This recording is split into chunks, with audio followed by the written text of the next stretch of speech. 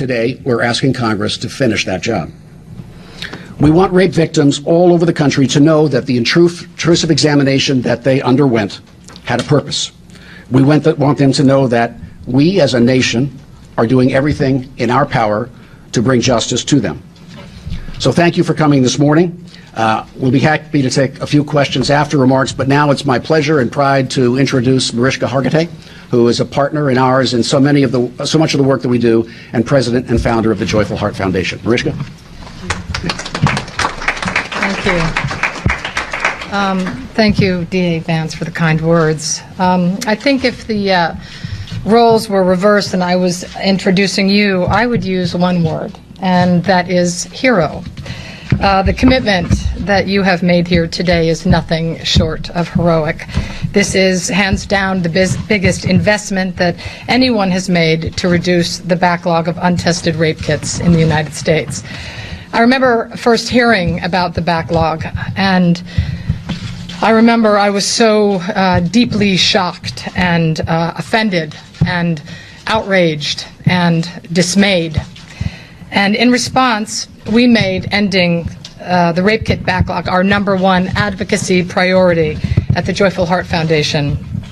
You know, as we wrapped our heads around this issue, as we learned more, the scope of the backlog, how it came to be, we began to see what it was: a brutal and clear demonstration of how crimes of sexual violence are regarded in our society.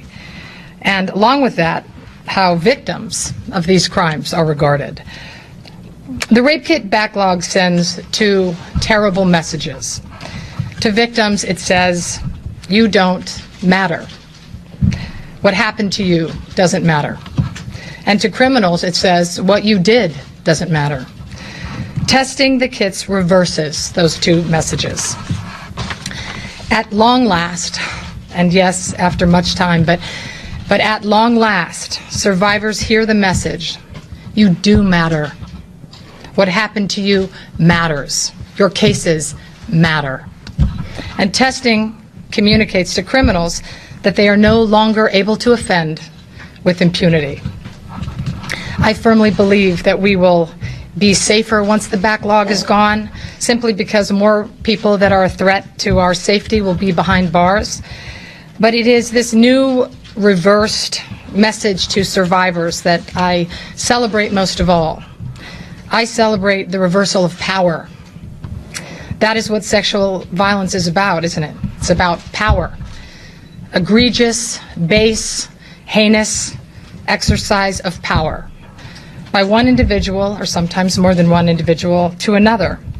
But the law also has power. And today's announcement declares that the power of the law is on the victim's side. It is the reason that victims reach out to law enforcement in the first place, in the hopes and under the assumption that the force of law will come down on the perpetrator, so that justice would be served. So, D.A. Vance, what you have done serves justice. And to my eyes, that's what progress looks like.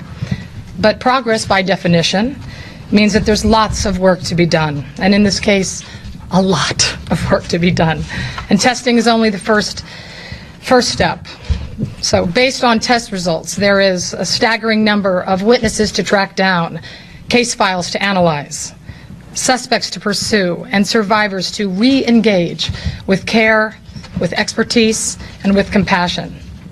Jurisdictions who want to do the right thing, who apply and receive funding through the DA's program, still need to fund those critical next steps.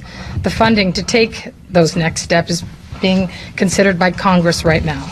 So the investment announced today is a powerful complement to the $41 million proposed budget measure to fund the work that cities need to do and states need to do once they have the rape kit testing results back. We are so grateful to the President. We are so grateful to the Vice President and their leadership on this issue, and to the leaders of the U.S. House of Representatives, the Senate, for recognizing that survivors deserve to experience the power of the law.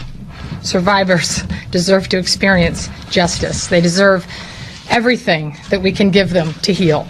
So, Mr. District Attorney. The word advocate means literally that one who calls out on behalf of another. So on behalf of all of those who are working so hard on this issue, and on behalf of the survivors that we are so honored to serve, I call you and I say thank you for your heroism. Thank you, Maria.